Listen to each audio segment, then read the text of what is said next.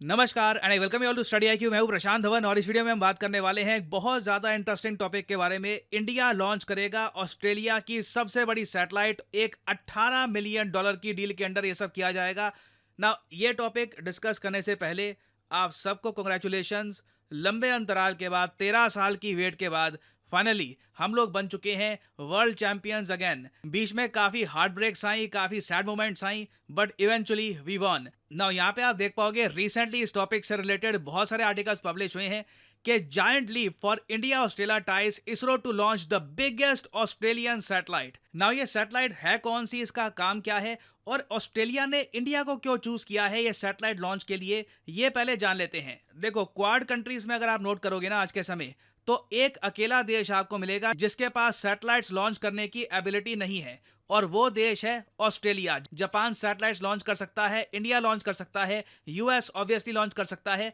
मगर Australian space agency बनी ही 2018 में थी। देखो, स्पेस के मामले में ऑस्ट्रेलिया बहुत ज्यादा पीछे रह गया। ऑस्ट्रेलिया अकेला ओईसीडी कंट्री था आइसलैंड के अलावा जिसकी खुद की स्पेस एजेंसी नहीं थी। 2018 में इन्होंने स्पेस एजेंसी बनाई और इनिशियली इनका बजट इतना छोटा था कि ऑस्ट्रेलियंस हंस पड़े कि पहली बात तो ऑस्ट्रेलियन डॉलर्स यूएस डॉलर से वैसे वैल्यू में कम होते हैं।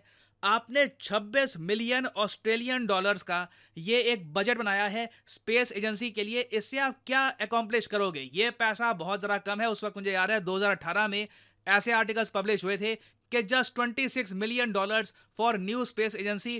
क्या ऑस्ट्रेलिया सीरियस नहीं है स्पेस को लेकर? बट प्रॉब्लम यही होती है, जब आप कई दशकों तक सोते रहते हो फिर अचानक से जागते हो कि एक सेक्टर में हमको वापस कैचअप करना है, तो वो कैचअप करना बहुत ही ज़्यादा मुश्किल हो जाता है। मगर ऑस्ट्रेलिया प्रयास कर रहा है, धीरे धीरे ये अपनी जो प्राइवेट कंपनीज हैं इनको बूस्ट दे रहे हैं, इनकी सैटेलाइट्स लॉन्च करवा रहे हैं और साथ ही साथ अपनी जो स्पेस एजेंसी है धीरे धीरे इसका बजट भी इंक्रीज कर रहे हैं। और ये सब करने के लिए ऑस्ट्रेलिया को पता है कि सबसे ज़्यादा इंपॉर्टेंट पार्टनर इनका रहने वाला है इंडिया। जी हाँ, यहाँ पे मैं कहूँगा नासा से भी ज़्यादा इंपॉर्टेंट रहेगा इंडिया, क्योंकि देखो नासा ऑस्ट्रेलिया के लिए सस्ते प्राइस पर सैटेलाइट्स लॉन्च करने नहीं वाला और ना नासा की पॉलिसीज हैं कि ये अपनी जो टेक्नोलॉजी है ये जरा शेयर करते हैं। इंडिया और ऑस्ट्रेलिया आपस में कोलैबोरेट करके काफ़ी कुछ अकॉम्प्लिश कर सकते हैं और इसीलिए ऑस्ट्रेलियन स्पेस एजेंसी के जो चीफ हैं ये 2023 में इंडिया में आए। इंडिया में जब इन्होंने इसरो के हेडक्वार्टर्स देखे, ही वॉज वेरी इंप्रेस्ड। और अगेन मुझको बोलना पड़ेगा, ऑस्ट्रेलिया के शहर बहुत सुंदर होंगे, इनकी इकोनॉमी बहुत अच्छी होगी, बहुत सुंदर देश होगा,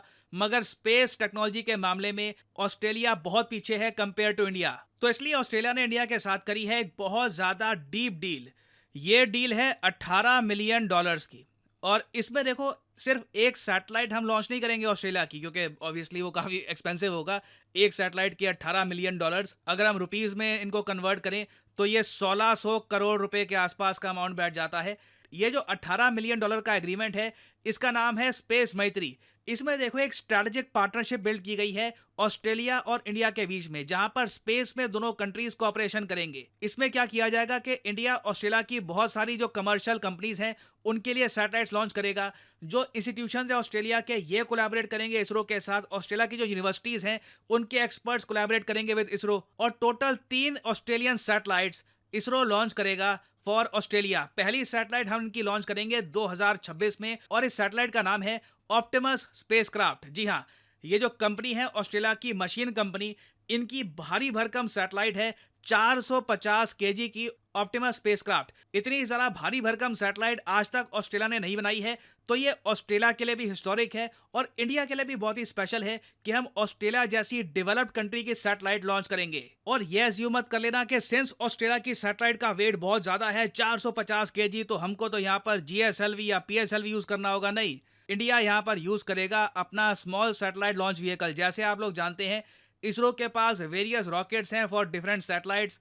हमारे पास एसएसएलवी हैं छोटी सैटेलाइट्स के लिए, फिर उससे बड़ा पीएसएलवी, फिर जीएसएलवी सीरीज़ है, फिर एलवीएम3 आ चुका है, फिर अभी हम एचआरएलवी पे भी काम कर रहे हैं। तो जो स्मॉल सैटेलाइट लॉन्च व्हीकल है इसकी कैरिंग कैपेसिटी है 500 केजी। तो इसरो ने कहा कि हाँ ठीक है, ऑस्ट्रेलियन सैटेलाइट का जो वेट है ये 450 केजी होगा, PSLV को यूज करने की आवश्यकता नहीं है। ऑस्ट्रेलियन भारी भरकम जो इनकी सैटेलाइट है, जो भी आप कह लीजिए, उसके लिए स्मॉल सैटेलाइट लॉन्च व्हीकल ही काफी है। और आज के समय सिंस ऑस्ट्रेलिया जैसा इतना डेवलप्ड कंट्री हमें पे कर रहा है मिलियंस ऑफ डॉलर्स कोलैबोरेशन के लिए, सैटेलाइट लॉन्चेस के लिए, इससे एक बात साफ हो जाती है, हमने सही टाइम पर इसरो में इन्वेस्टमेंट करी। चाहे एक बार को हमारे पास और चीज़ों के लिए पैसे कम थे, इसरो को डेवलप करके सही टाइम पर we made a very good decision. दुनिया में आज के समय 77 स्पेस एजेंसीज हैं, इनमें से सिर्फ 16 है जिनके पास लॉन्च कैपेबिलिटीज़ हैं, और इन 16 में से भी कुछ चुनिंदा कंट्रीज ही हैं जो सक्सेसफुल रेट पर लगातार सैटेलाइट्स लॉन्च कर पाती हैं। जो दुनिया की प्रीमियर स्पेस एजेंसीज हैं, इनमें ऑब्वियसली नासा आता है,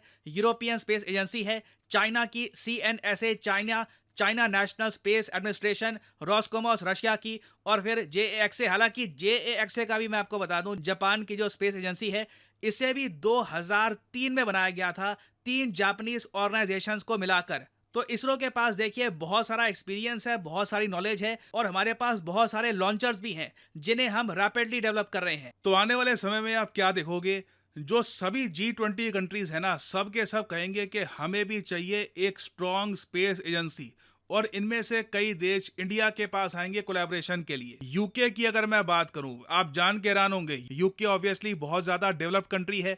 लिटरली इन्होंने हमारे देश को एक कॉलोनी बना दिया था। मगर क्या आप जानते हैं, आज तक यूके खुद की एक सैटेलाइट लॉन्च नहीं कर पाया। 2023 में प्रयास किया था, ये लोग बुरी तरीके से फेल कर गए। बाद में इनको प्रोमिसेस करने पड़े अपनी जनता को कि डरिए मत, हम लोग अपनी स्पेस एजेंसी को इतना स्ट्रांग बनाएंगे कि हर महीने यूके सैटेलाइट लॉन्च कर रहा होगा। तो ये सब बातें देखो यूके कह रहा है, कर पाएंगे या नहीं कर पाएंगे देखना होगा। बाकी Argentina, Brazil, Indonesia, Saudi Arabia, Turkey, even south Africa, south Korea, Mexico, various countries हैं नॉन यूरोपियन कंट्रीज को एडवांटेज ये मिलता है कि यूरोपियन स्पेस एजेंसी के अंडर ये मिलके कोलैबोरेट करते रहते हैं।